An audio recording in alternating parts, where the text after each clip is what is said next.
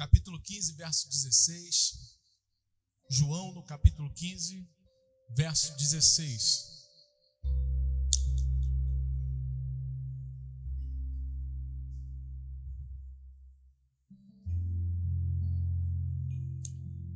Diz assim a palavra do Senhor: não foste, diz assim a palavra do Senhor, não me escolheste vós a mim, mas eu vos escolhi a vós, e vos nomeei para que vades e deis fruto, e o vosso fruto permaneça, a fim de que tudo quanto em meu nome pedirdes ao Pai, Ele vô-lo conceda. Amém.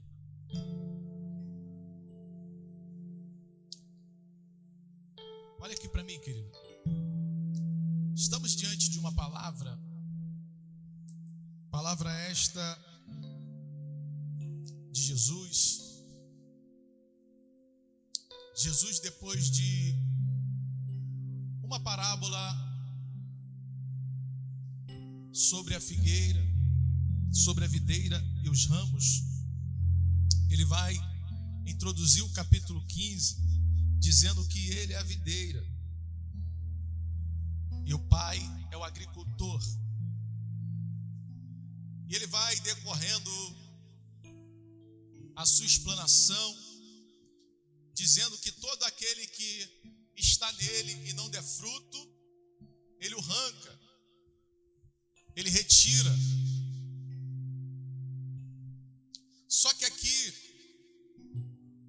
no verso 16, ele vai dizer o seguinte: que não foi nós que o escolhemos, mas ele nos escolheu. Por que que Jesus diz isso? Por que que Jesus, ele faz essa declaração? Preste atenção aqui. Na época de Jesus, Jesus foi um judeu, Jesus foi um rabi. E na época de Jesus, as crianças aos 6 anos de idade era pego pelo seu pai, e o seu pai levava até a sinagoga e deixava ali com o rabi.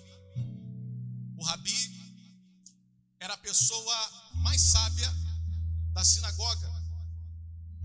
Ele pegava aquele menino de 6 anos e o levava até ali. E dos 6 anos até os 10 anos, ele estudava toda a Torá. O que é isso? É de Gênesis a Deuteronômio, os 5 primeiros livros da Bíblia Sagrada. Aquele menino aos 10 anos de idade estava preparado para interpretar a lei do Senhor. Mas quando chegava aos 10 anos, aquele menino voltava para aprender a profissão de seu pai. Cumpria-se um ciclo na sua vida. Ele era levado na sinagoga, e essa sinagoga se chamava Casa do Livro. E acabava esse ciclo aos 10 anos de idade, ele tinha que voltar para a casa do seu pai. Mas os melhores poderiam se inscrever no segundo ciclo. Que ciclo era esse? Eles vinham para a casa do discípulo. E ali, eles tinham aula com outro rabi. E passava mais um ciclo, de 10 aos 14 anos de idade, para aprender todo o Antigo Testamento. Quando chegava aos 14 anos de idade, havia uma seleção muito rigorosa e uma individualização indicação deste rabino para ver quem ia para a próxima fase. Porque a grande maioria voltava para a casa de seu pai para aprender a profissão de seu pai. E eles iam para a casa de seu pai naquela expectativa de aprender a profissão. E uma grande minoria recebia uma carta de recomendação para ir para o terceiro estágio. Nesse terceiro estágio, eles recebiam essa carta de recomendação para procurar um rabino, um homem, assim como Elias fazia com Eliseu. E com esta carta de recomendação, ele moraria na casa do rabino, para ali virar um rabi. Por isso que Jesus vai dizer assim: não foste vós que me escolheste, mas eu escolhi. Porque quem escolhia o rabino era o discípulo. O discípulo, ele tinha que bater na porta do rabino e dizer assim para ele: eu tenho uma carta de recomendação, eu tenho uma carta do meu rabino dizendo que eu posso ir para o próximo estágio, eu posso ficar contigo. Ele tinha que bater na porta do rabino. Quando chega Jesus, Jesus faz diferente. Jesus, quando completa os seus 30 anos de idade, ele escolhe o seu colegiado apostólico. Mas na prática normal, não poderia ser assim. Quem tinha que ir atrás dele era o discípulo. Mas Jesus, ele vai atrás dos discípulos. Porque para o pai judeu, para uma criança, todo menino naquela fase era um sonho. O sonho dele era ser um rabi. O sonho dele era ser um mestre. O sonho do pai da criança era que o seu filho fosse um rabi. Todo mundo queria ter um filho rabi. E poucos em Israel tinham 2. Quando tinha 2 era uma festa. Por isso que Jesus vai dizer: não foste vós que me,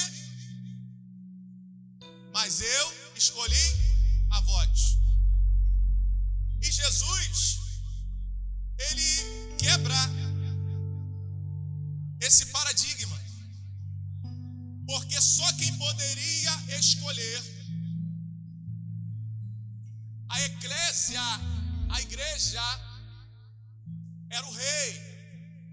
Todo rei, desde a antiga Grécia, escolhia os seus discípulos, escolhia o seu colegiado. E esse colegiado se chamava eclésia, se chamava igreja. Ele poderia escolher essa eclésia para quê? Para assessorar o rei com seus atributos de fiscalizar o executivo, o legislativo e o judiciário. E este colegiado apostólico tinha a incumbência de fazer valer os pensamentos do rei, a visão do rei e o que o rei mandava fazer. E Jesus, quando ele chega aos 30 anos de idade, ele começa a escolher. Aí você vê o discípulo largando tudo e correndo atrás de Jesus. A gente não entende como é que ele faz isso. Ele larga tudo e vai atrás de Jesus. Jesus era o rabi. E aqueles jovens, a maioria dos discípulos eram ainda muito jovens. Jesus tinha 30, a maioria era abaixo de 30. E eles falavam assim: pô, mas eu já passei da idade e o rabi está me chamando. Só que Jesus não era qualquer rabi. A fama dele já percorria por todas as cidades. Porque Jesus não era somente um rabi. Por isso que ele começa a escolher o seu colegiado. E quando o Império Romano fica sabendo que Jesus está escolhendo, eles abrem o olho e falam assim: poxa, peraí, só quem faz isso é os reis? O que esse cara quer? Ele quer assumir o poder, ele quer assumir o controle, ele quer fazer uma revolução em Israel. Só que Jesus não era só rabi, Jesus era Rei dos reis e Senhor dos senhores. Ele era rei,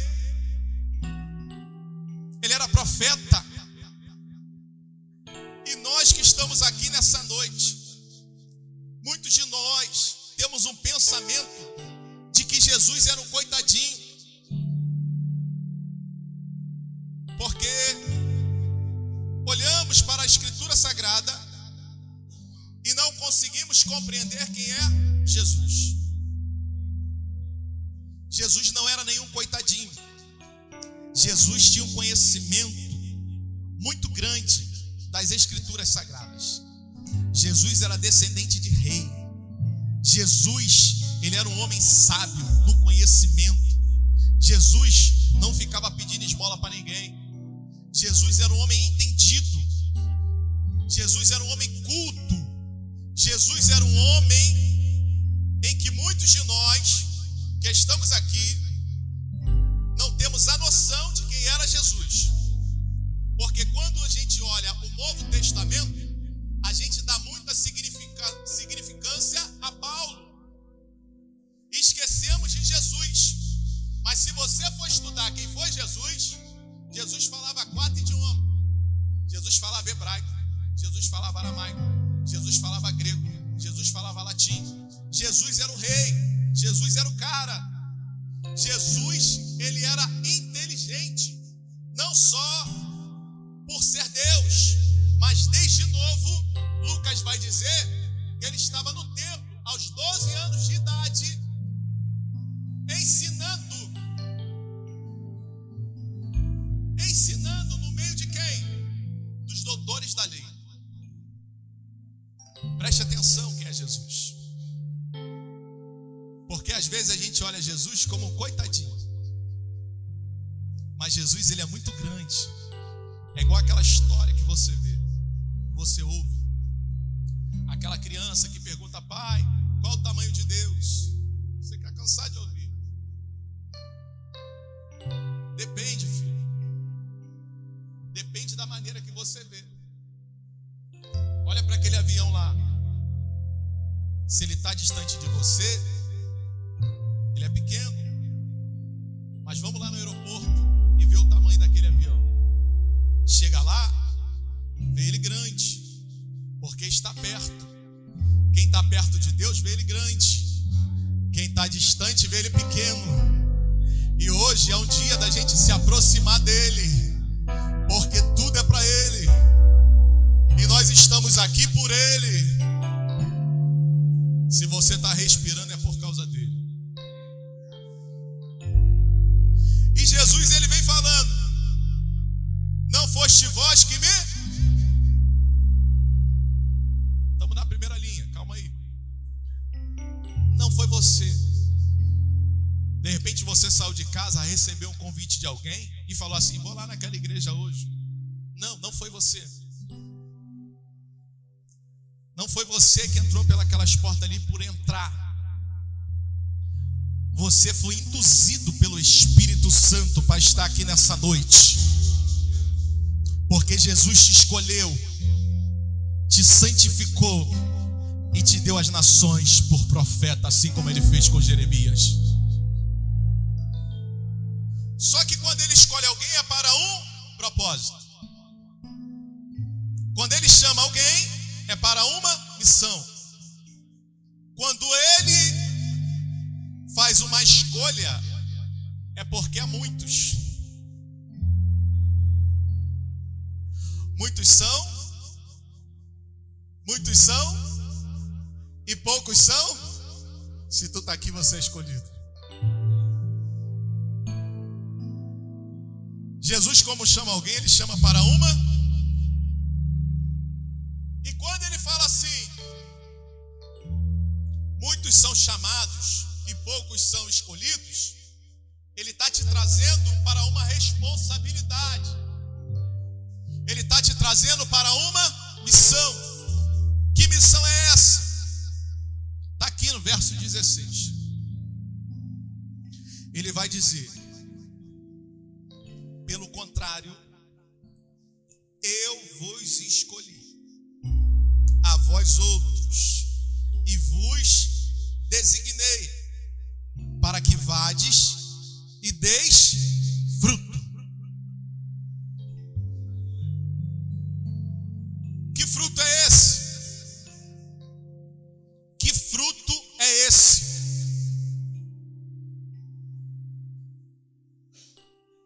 Vem aqui, Diego. Vem aqui. Só para você entender o que é fruto. Ele está aqui. Quem está vendo ele aqui? Levanta a mão aí. O que ele faz?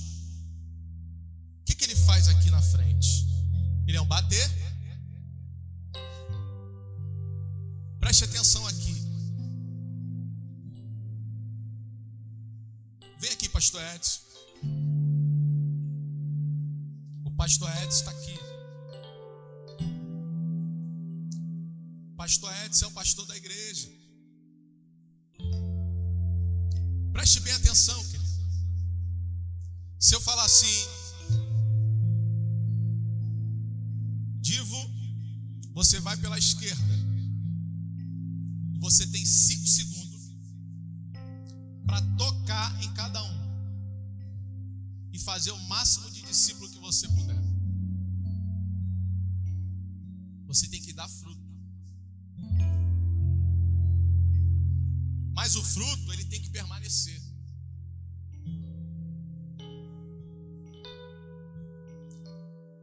Aí eu falo a mesma coisa para o pastor Edson. Você tem que ir pela direita, tocar em cada um.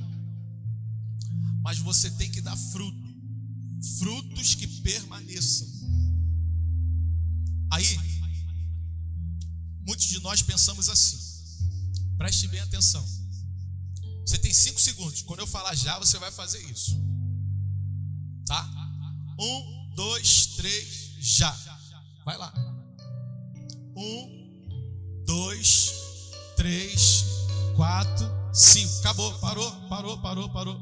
Quem ele tocou, fica de pé. Quem ele tocou, fique de pé. Fique de pé quem ele tocou. Volte aqui.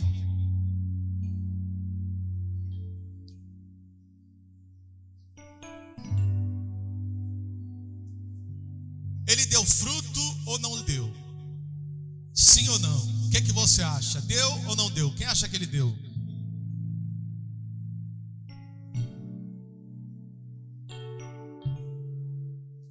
Pode sentar.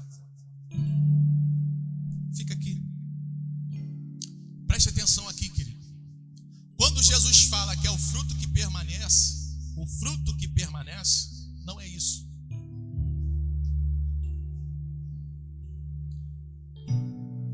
Para que a pessoa vem na igreja, aceita Jesus e depois fica sentada nesse banco? Que propósito tem isso? Que propósito tem isso na igreja? Nenhum. Vai para o céu? Vai. Mas é uma vida sem propósito. Vai para o céu? Vai. Mas é uma vida sem propósito. A pessoa vem, aceita Jesus, se batiza. E depois que se batiza, ela fica sentada no banco, ouvindo mensagem, ouvindo louvor, batendo palma, louvor tá bom, palavra tá boa, tá tudo bem. Mas Deus não te chamou para isso. Fala para o teu irmão, Deus não te chamou para isso. Ele quer desenvolver habilidades em você. Quando Deus fala, é fruto que eu quero, e fruto que permaneça. Preste atenção. Eu vou falar com ele agora. preste atenção que você vai começar a atuar aí. Você vai lá e você vai ter o mesmo tempo. Só que eu quero que você dê fruto e fruto que permaneça. Sabe o que é isso? Eu quero que você faça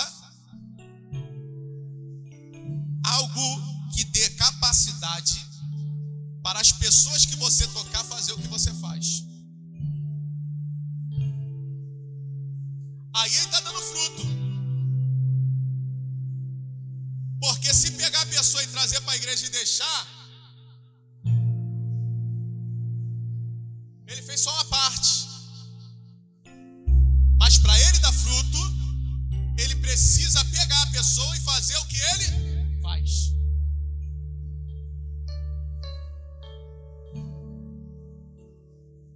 Olha só, você vai ter 5 segundos.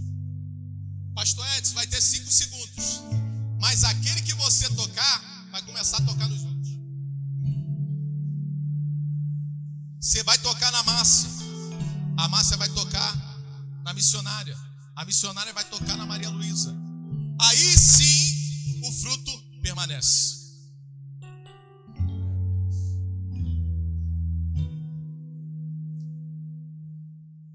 O fruto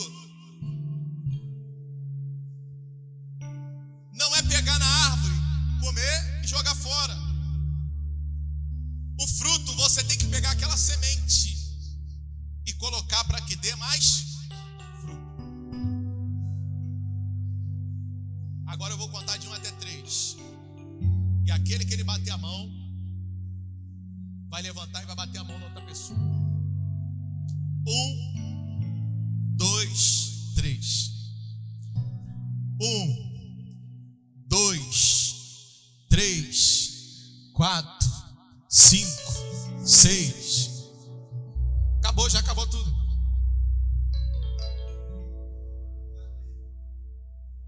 Eu até me empolguei, passei aqui.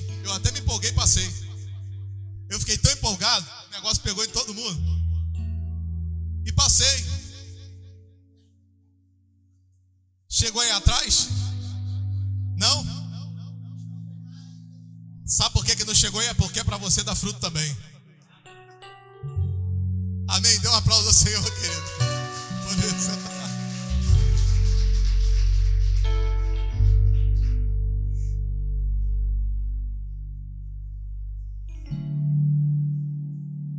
Quer dar fruto? Traz a pessoa no teu nível. Depois dela, deixa ela dar fruto. Quer dar fruto? Traz a pessoa até o teu nível. Porque aí ela própria pode gerar outros frutos. E esse fruto vai permanecer. Esse fruto vai permanecer. Não é permanecer na igreja, é permanecer na presença de Deus. O fruto, ele precisa permanecer. Aí Jesus vem falando.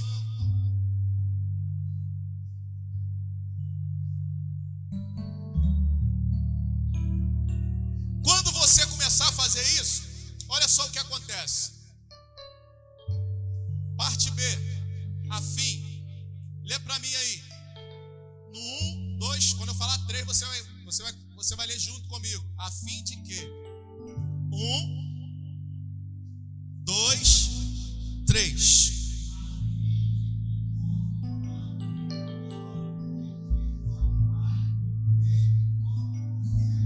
Amém.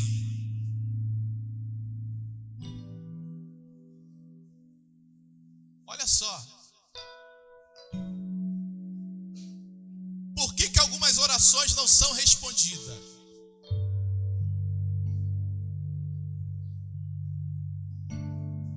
Chegamos lá. Por que algumas orações não são respondidas?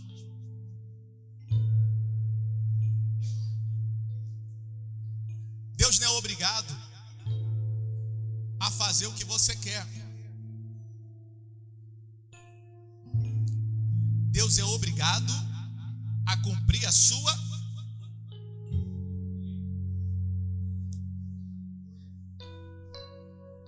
Deus é obrigado a cumprir os seus propósitos. E se o teu propósito é dar fruto, aí sim, a fim de que tudo quanto pedires ao meu Pai, Ele vou. Peraí, mas tem que dar? Aí sim, fala pro teu irmão, dá fruto. Que tu tá bem com o mestre. Fala pra ele, tu tem dado fruto?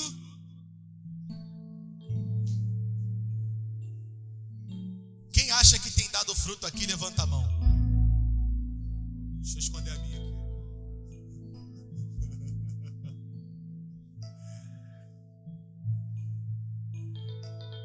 Irmão, se eu tô dando muito fruto, eu não tô vendo não. Tô vendo pouco. A gente pode dar mais. A gente pode abraçar mais a causa. A gente pode fazer um pouquinho mais. Pastor, Deus não está ouvindo minha oração. Dá fruto. Dá fruto, querido. O que Ele quer é fruto.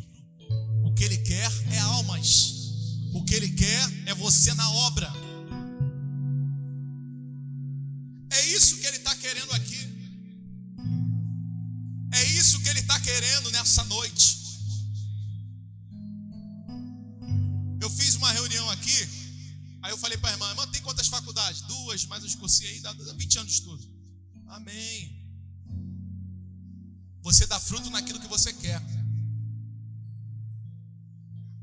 E muitas das vezes você não dá fruto naquilo que você foi chamado. Você não tem que dar fruto naquilo que você quer. Você tem que dar fruto naquilo que você foi chamado. Porque Deus, quando Ele te chama para um propósito. E quando você está fora do propósito de Deus, você se frustra. Você faz, chega no final, não foi. Chega no final, não vai. Chega no final, tu desanima. Porque tu está fora do propósito. Porque quando tu está dentro do propósito, o próprio Deus, Ele vai, soprando, te dando combustível. Aí você começa a gerar fruto. É igual o casamento. A mulher fala assim, eu quero aqui na direita. E o marido, eu quero na esquerda. Mas a Bíblia fala que não são 2, é um. Quando casa é um. E quando casa nós somos um tem que ceder. Se não ceder, não tem propósito. Se não ceder, não tem acordo. Se não ceder, não tem porquê estar junto. Se não ceder, não vai dar certo. Quem acha seu esposo bonito? Sua esposa, quem acha bonita?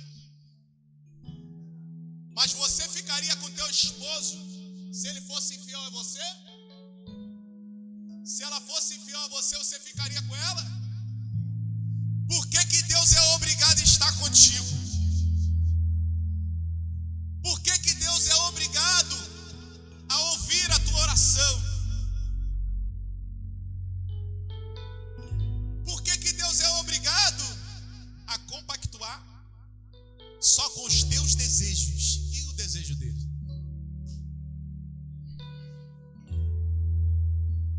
Deus, quando te fez, Ele te fez para um propósito. Enquanto tu estiver fora do propósito, vai bater cabeça. Enquanto tu estiver fora da direção, nunca vai estar bom. Mas enquanto você estiver na direção de Cristo, pode cair 1000 ao teu lado, 10.000 à tua direita. Quando chegar na tua vez, Satanás vai falar assim, eu vou atingir ele. Aí o Senhor fala, ele não. Porque eu sou contigo. Não pode. Não pode, tu está na direção. Deus, Ele honra aqueles que o honram.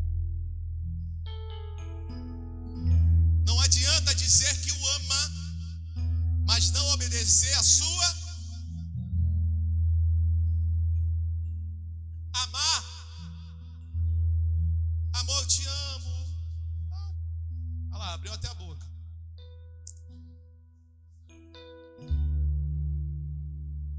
Aí fala que ama,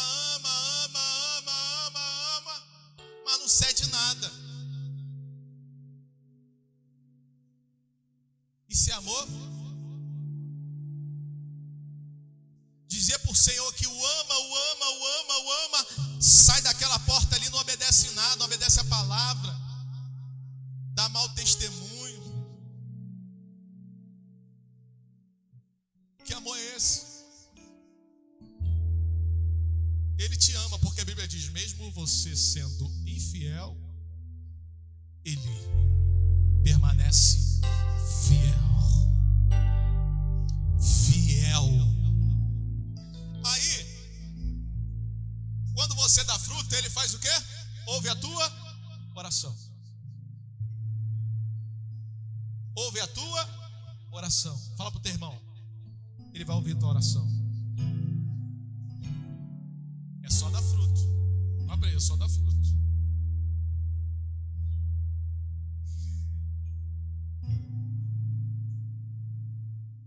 Olha aqui para mim, querido, já vamos encerrar.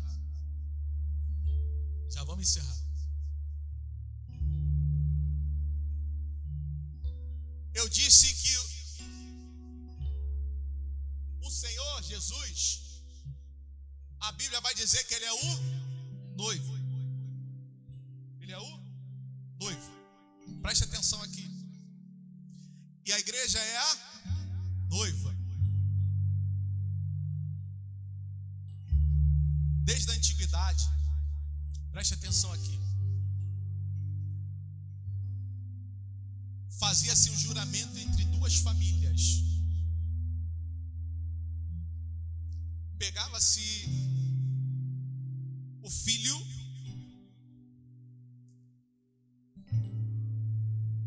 e o outro casal trazia a filha. Se aquela família fosse muito unida, falava assim: nós não vamos nos separar nunca. O teu filho vai casar com a minha. Isso era feito na antiguidade. Aí traziam as duas crianças. Se o noivo fosse mais velho, 10 anos, ele tinha que esperar para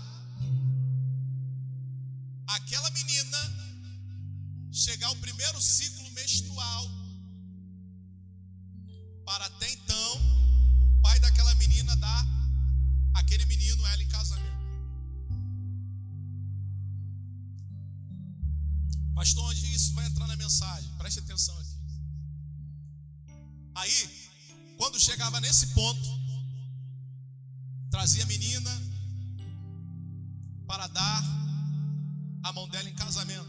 Mas antes disso, aos 10 anos de idade, trazia aquela menina, aquele rapaz e falava: ó, esse aqui vai ser teu noivo, tem que olhar só para ele. Olha só para esse rapaz. Sabe por quê? Porque ele vai ser o teu marido. E a Bíblia diz que o noivo é Jesus. E a igreja é a noiva. Olha só. Só que quando Jesus ele vem na terra, ele vem com uma missão, como um casamento. Antes do casamento, aquele rapaz tinha que trabalhar aproximadamente 3 anos e pagar ali para aquele pai da família um dote para mostrar para o pai da família que ele tinha condições de sustentar aquela menina. Jesus, quando ele vem nessa terra,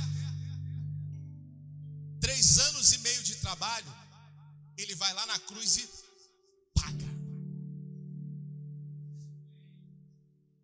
paga pela minha vida e pela tua vida. Só que a igreja ainda não estava preparada para o casamento. Aí Jesus vem e fica esperando a noiva. E a noiva sou eu e é você. Só que para isso precisamos dar fruto. Precisamos dar fruto, e fruto que permaneça. Porque o noivo já está preparado. O casamento, a aliança já foi feita. O pai prometeu a igreja para o noivo. E se você está aí, você é a promessa do pai para o noivo. E Deus, Ele já fez um plano de resgate para mim e para a tua vida. E Jesus já está na porta preparado para que a noiva entre.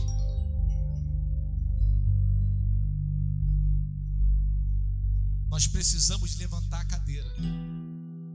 Levantar dessa cadeira. Porque o noivo já está vindo. O tempo do Senhor está chegando. A palavra está sendo pregada. E o Senhor está contando contigo para aquele grande dia. Não se esqueça, querido. Porque a Bíblia vai dizer no Mateus 24, no capítulo 35, que passarão os céus e a terra, mas as palavras do Senhor não hão de passar. Jesus está voltando. Fique de pé comigo.